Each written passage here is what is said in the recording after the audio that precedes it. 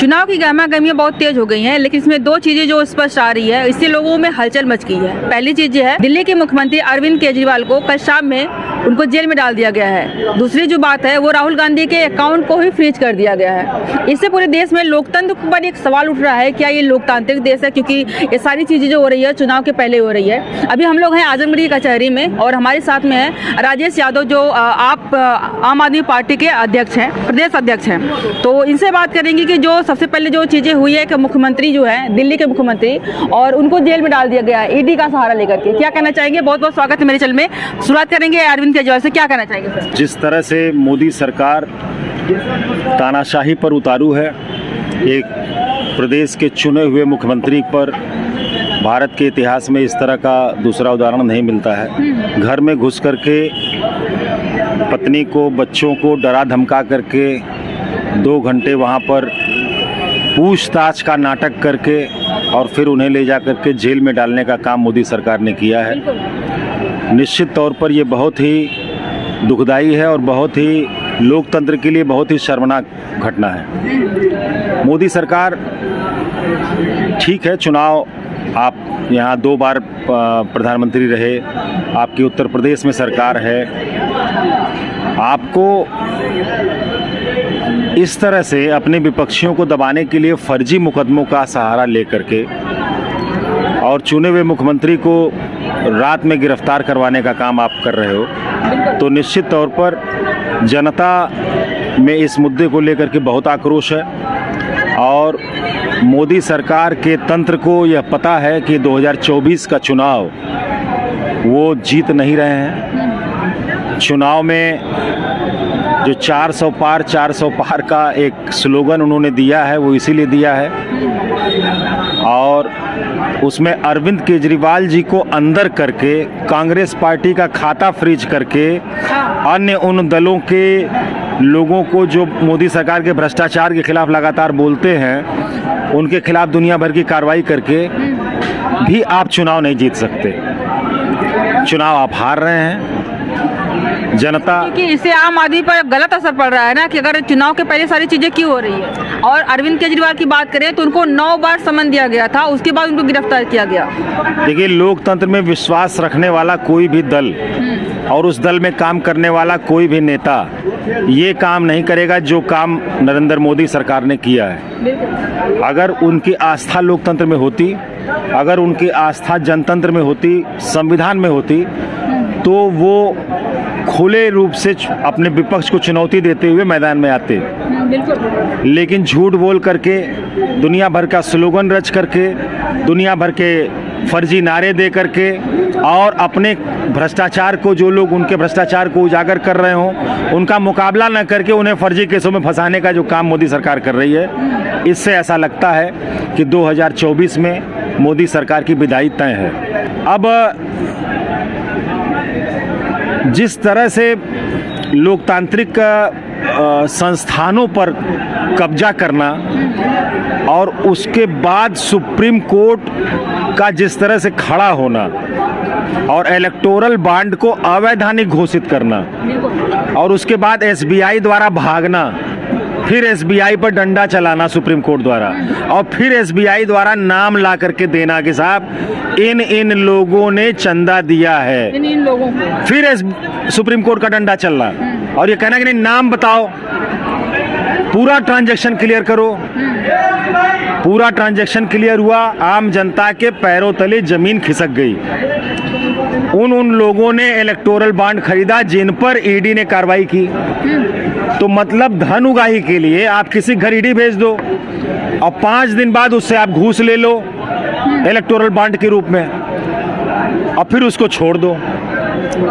तो ये जो आधुनिक तरीका घूसखोरी का, भ्रष्टाचार का ये इजाद किया गया इस सरकार द्वारा, ये निश्चित तौर पर अगर इसकी ईमानदारी से जांच कर दी जाए, बहुत सारी चीज़ें तो खुल चुकी हैं। और कल का जो ये खुलासा सुप्रीम कोर्ट के, ऑनरेबल सुप्रीम कोर्ट के आदेश से हुआ है, कहीं ना कहीं उस खुलासे को, उस खबर को दबाने के लिए मोदी सरकार ने अरविंद केजरीवाल के आनन फानन में गिरफ्तारी करवाई है। बिल्कुल सही कहा है ना आपने। ये एक चीज सवाल तो ये है कि भारत एक लोकतांत्रिक देश है और लोकतांत्रिक देश में चुनाव होता है। ये डिक्टेटरशिप तानाशाही वाला है नहीं, राजा के परिवार का ही लोग अगली बार राजा बनेगा, ऐसा तो है नहीं। यहाँ पे चुनाव होता है। तो क्या आपको लगता है कि ये भारत जो धीरे धीरे डिक्टेटरशिप की तरफ बढ़े यानी तानाशाह की तरफ बढ़े, यहाँ पे लोकतंत्र खत्म हो रहा है धीरे धीरे? देखिए, मनसा तो इन लोगों की धीरे धीरे नहीं, बहुत तेजी से बढ़ रहा है। हाँ। और वो जिस दिन तक वोट पड़ेगा उस दिन तक बढ़ेगा। दुनिया की सारी बेईमानियां आपने देखा कि ऑन कैमरा किस तरह से चंडीगढ़ के चुनाव में भाजपा का चुनाव कर्मचारी किस तरह से वो ऑन कैमरा बेईमानी किया और रंगे हाथ पकड़ा गया। तो जो पार्टी एक छोटे से चुनाव में इतना बड़ा भ्रष्टाचार कर सकती है, उससे आप कैसे उम्मीद कर सकती हैं कि इस देश का चुनाव वो सही तरीके से, स्वच्छ तरीके से, ईमानदारी से कराएगी?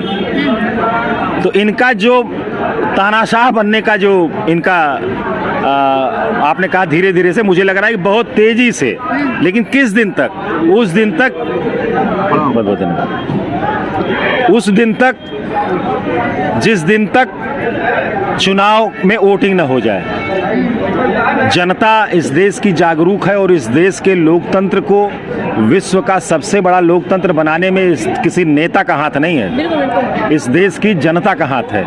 इस देश की जनता ने इस देश के लोकतंत्र को विश्व का सबसे मजबूत, सबसे पुराना, सबसे सुंदर लोकतंत्र बनाया है। किसी एक व्यक्ति की सनक, किसी दो व्यक्तियों के सनक से यह लोकतंत्र समाप्त होने वाला नहीं है। यह भारत है और भारत की जनता बहुत ही महान है और भारत की जनता ये तय कर चुकी है कि 2024 में मोदी सरकार को नहीं दोबारा लाना है। और इस बात की रिपोर्टिंग मोदी सरकार को है, जिसके चलते एक ऐसे मुख्यमंत्री को जो गरीबों की भलाई के लिए दिन रात काम करता हो, जो नन्हे मुन्ने बच्चों की पढ़ाई का इंतजाम करता हो, जो अपने बड़े बुजुर्गों को अंत बेला में ले जाकर के तीर्थ यात्रा कराने का काम करता हो, जो अपने बीमार प्रदेशवासियों के लिए अच्छे अस्पताल का इंतजाम करता हो, जो लगातार तथ्यात्मक रूप से मोदी जी के भ्रष्टाचार को भी उजागर करने का काम करता हो, ऐसे मुख्यमंत्री से मुकाबला करने की बजाय,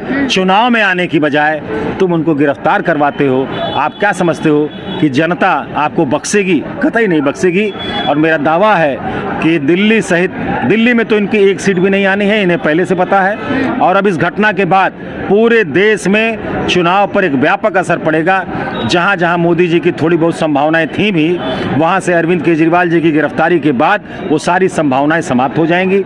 आप देख रही हैं कि सारे विरोधी दल जो राज्यों में आपस में तो लड़ रहे हैं, लेकिन अरविंद केजरीवाल के मुद्दे पर दोनों दल जो आपस में कंटेस्ट कर रहे हैं, वो दोनों दल अरविंद केजरीवाल जी के मुद्दे पर एक राय हैं और वो कह रहे हैं कि ये गलत हो रहा है, चुने हुए मुख्यमंत्री के साथ गलत हो रहा है। आपने देखा कि हेमंत सोरेन साहब के साथ किस तरह का काम इन लोगों ने किया। जो भी खिलाफत करेगा उनको फर्जी मुकदमों में फंसाने का मतलब कि ये हमारे यहाँ कुछ दिन पहले अभी यहाँ पर जमींदार प्रथा थी और उस जमींदारी प्रथा में लोगों की ज़मीनों को हड़पने के लिए, लोगों को बिना पैसा दिए दिन भर मजदूरी कराने के लिए, लोगों को बिना पैसा दिए दिन भर अपना गाय गोरू चरवाने के लिए जिस तरह का काम यहाँ के जमींदार करते थे, लगभग वही सीन दोबारा राष्ट्रीय राजनीति में लाने का एक अथक प्रयास किया जा रहा है और जिसको इस देश की जनता बर्बाद नहीं करेगी। क्योंकि यह देश वीरों का देश है, यह देश ऐसे लोगों का देश है जिन्होंने लोकतंत्र को जीवित रखा है और यह देश ऐसे लोगों का देश है जो अपने संविधान से अथक प्यार करते हैं। आपने ये देश जो है कि लोगों का ही है, लेकिन एक चीज जो बात फोन आ रहा है किसी का, ये कि जो सबसे पहले BBC न्यूज़ पे वायरल हो रही है और जम्मू कश्मीर के राज्यपाल हैं सत्यपाल मलिक, उन्होंने पहले ही कह दिया था कि चुनाव के पहले अरविंद केजरीवाल जेल में जाएंगे और इनके जेल में जाने के बाद ये वीडियो सोशल मीडिया पर तेजी से वायरल हो रही है। क्या लगता है कि ये पहले से चीज़ें तय हो गई थी या फिर जो है कि इतना ज़्यादा मोदी सरकार का डर लोगों को सामने आ गया है या कि उस भविष्यवाणी में जो सच हुई है आज? नहीं, डरता कोई नहीं मोदी से। मोदी जी के का डर कि हम हार जाएंगे? मोदी जी से कोई नहीं डरता। मोदी जी भी जानते हैं मुझसे कोई नहीं डरता है। मोदी जी का डर, मोदी जी लोगों पर फर्जी मुकदमे लगा करके उनको डराने का काम करते हैं। उन पर फर्जी मुकदमे लगा करके उनको डराने का काम मोदी जी करते हैं। इससे कोई डरने वाला नहीं है। मुकदमे हैं, ठीक है, आपने लगा दिया, न्यायपालिका में उसकी कार्रवाई होगी, न्यायपालिका में उसकी सुनवाई होगी होगी और चीज़ें जो है वो दूध का दूध और पानी का पानी होगा। कोर्ट तो कह रही है कि सबूत लाओ, सबूत लाओ, सबूत लाओ। मैं संजय सिंह को इतने दिनों तक जेल में नहीं रख सकता, मैं मनीष सिसोदिया जी को एक लंबे पीरियड तक जेल में नहीं रख सकता। तो सबूत है नहीं इनके पास, ये तो जबरदस्ती का मुकदमा लगाया जा रहा है। लेकिन ये जो परंपरा भारतीय जनता पार्टी शुरू की है, ये परंपरा, क्या मोदी सरकार डर रही है हारने से, क्योंकि ऐसे ऐसे लोगों को जेल में डाल? नहीं, मैं कह रहा हूँ ये जो परंपरा फर्जी मुकदमे लगाने की मोदी सरकार ने शुरू किया है, हाँ। इस परंपरा के शिकार तो आप भी हो सकते हो ना। बिल्कुल। अगर जनता आपको उतार दी और अगर आपकी इस परंपरा को विपक्षियों ने चलाना शुरू कर दिया तो आप कहां जाओगे?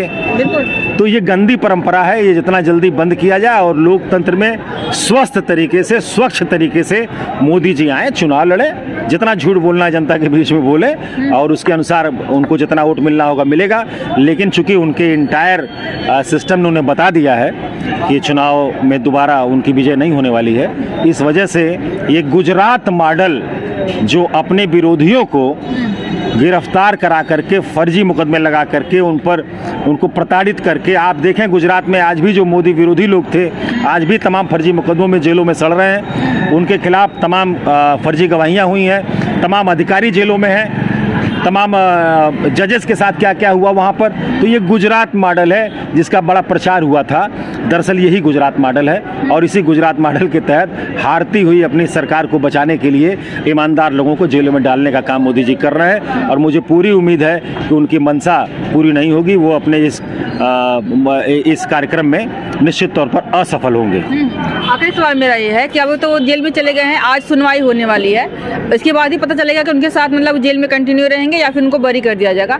अगला नाम जो उठ रहा है वो उनकी पत्नी का, सुनीता केजरीवाल का हो रहा है, क्योंकि अगर वो जेल में जाते हैं तो अगली मुख्यमंत्री वो बन सकती हैं। आपको इस पे क्या करना है? देखिए, या फिर जो है कि ये भी लोग कह रहे हैं कि वो जेल से भी जो है कि मतलब रहने के बावजूद भी वो सरकार चला सकते हैं, मुख्यमंत्री बने रह सकते हैं, क्या ये पॉसिबल है? देखिए, दिल्ली की जनता और देश की जनता अरविंद केजरीवाल जी से अथक प्यार करती है और अरविंद केजरीवाल जी दिल्ली की जनता को पिता तुल्य, माता तुल्य मानते हैं और वहाँ के लोग भी उन्हें अपना बच्चा मानते हैं। तो ये अगर अरविंद केजरीवाल जी को जेल में डाल दिया जा रहा है तो सरकार तो अरविंद केजरीवाल जी की ही चलेगी, मुख्यमंत्री अरविंद केजरीवाल जी ही रहेंगे, जैसा कि उन्होंने पूर्व में घोषित कर रखा है। किसी विशेष परिस्थितियों में, किन्हीं विशेष परिस्थितियों में कहीं की अदालती अड़चन आने पर इस तरह की बात के बारे में सोचा जा सकता है। आपने देखा कि किस तरह से लालू प्रसाद यादव जी के जेल में जाने के बाद कितने शानदार तरीके से उनकी उन पत्नी ने, जिनके बारे में कहा जाता था कि वो बहुत ज़्यादा पढ़ी लिखी नहीं थी, बहुत ही बेहतरीन तरीके से सरकार चलाया था। तो अरविंद केजरीवाल जी और वो तो खुद भी अधिकारी रहे और उनकी पत्नी भी अधिकारी रही हैं और तमाम लोग आम आदमी पार्टी में जो अच्छी काबिलियत रखते हैं, इसलिए यहाँ पर सरकार चलाने का कोई संकट नहीं है। अगर कोई बहुत बड़ी कानूनी बाधा नहीं आई तब तक अरविंद केजरीवाल जी ही सरकार चलाएंगे, चाहे भले उन्हें जेल से चलाना पड़े। ये चीज़ मोदी सरकार पे हमेशा लगती रहती है कि मोदी सरकार में जो भी जाता है वो दूध का धुला हो जाता है, विपक्ष में जो होता है उस पर आरोप लगते रहते हैं और उसी पे जो है ईडी का कार्रवाई होती है। इस पे आपको क्या कहना है? देखिए, यही मैं कह रहा हूँ ना, यही गुजरात मॉडल है ना। लोग समझ नहीं पाए गुजरात मॉडल है क्या। गुजरात मॉडल दरअसल यही है कि तुम विरोधी है उनको, तुम बहुत बड़े बेईमान हो, बहुत बड़े भ्रष्टाचारी हो, कोई बात नहीं, आ जाओ, चंदा दे दो, हमें इलेक्टोरल बॉन्ड खरीद लो, हमने व्यवस्था किया हुआ है, चलो दो 50 करोड़ वहाँ पे, 50 करोड़ का इलेक्टोरल। इसीलिए तो सुप्रीम कोर्ट ने कहा कि सारे नाम ले आओ। सारे नाम आप जब देखेंगी तो आपके पैरों तले जमीन खिसक जाएगी। बिल्कुल बिल्कुल। ऐसे ऐसे लोगों ने चंदा दिया है जो आतंकवादी गतिविधियों में शामिल रहे हैं, ऐसे ऐसे लोगों ने चंदा दिया है जिन पर ईडी ने कार्रवाई किया हुआ है। वो अपने बचाव में आकर के 50 करोड़ 100 करोड़ रुपया वहाँ पर इलेक्टोरल बॉन्ड में उन्होंने दे रखा है। तो ये गुजरात मॉडल है और इस गुजरात मॉडल का ये नमूना है और आपने देखा कि इस देश में तमाम सरकारें गिरा दी गई इसी इलेक्टोरल बॉन्ड के अवैध पैसे से। तमाम जगह सरकारें खरीदी गई, बनाई गई, बिगाड़ी गई, तोड़ा गया, मुख्यमंत्री बदला गया। ये गुजरात मॉडल है और इसी मॉडल को ये पुनः लेकर के अब अपने अंतिम दौर में चल रहा है गुजरात मॉडल। और जिस आदमी पर उन्होंने हाथ डाला है, निश्चित तौर पर इसका दुष्परिणाम इन्हें मिलेगा। आप लोगों ने आजमगढ़ में भी सुना है कुछ प्रदर्शन वगैरह किया है, वो क्या था? आज हमारा कलेक्ट्रेट पर प्रदर्शन रहा है पूरे उत्तर प्रदेश में सहित देश के अन्य हिस्सों में। सारे लोगों में एक आक्रोश है। बिल्कुल। सारे नेताओं का आप ट्वीट देख रही होंगी और पूरे देश से ट्वीट्स आ रहे हैं और आम आदमी पार्टी आजमगढ़ के कार्यकर्ता साथियों ने भी यहाँ पर किया है और साथियों ने कहा कि हम किसी को ज्ञापन नहीं देंगे क्योंकि अरविंद केजरीवाल को न्याय अब जनता की अदालत में ही मिलने की उम्मीद है। और जिस तरह से सरकारी संस्थानों पर इन्होंने अवैध कब्जा कर रखा है, उन्हें अपने प्रभाव में ले रखा है, जिसके चलते अब आम आदमी पार्टी का कार्यकर्ता जनता के बीच में जाकर अपनी बात रखने का काम करेगा। एक तो ये रहे हमारे साथ में बातचीत करने के लिए अरविंद केजरीवाल, जो हमने बात की, उनको जेल में डाल दिया गया। और दूसरी चीज जो है राहुल गांधी, उनका अकाउंट नहीं फ्रीज कर दिया गया। चुनाव के पहले ये सारी प्रक्रिया हुई है, इस पर आपको क्या कहना है आप लोग कमेंट करके जरूर बताएगा। इनकी बातों से, सर की बातों से आप कितना सहमत है? अगर आपको भी कुछ विचार आ रहा हो तो आप वो भी कमेंट करके बता सकते हैं। आज के लिए बस इतना ही, बहुत बहुत धन्यवाद।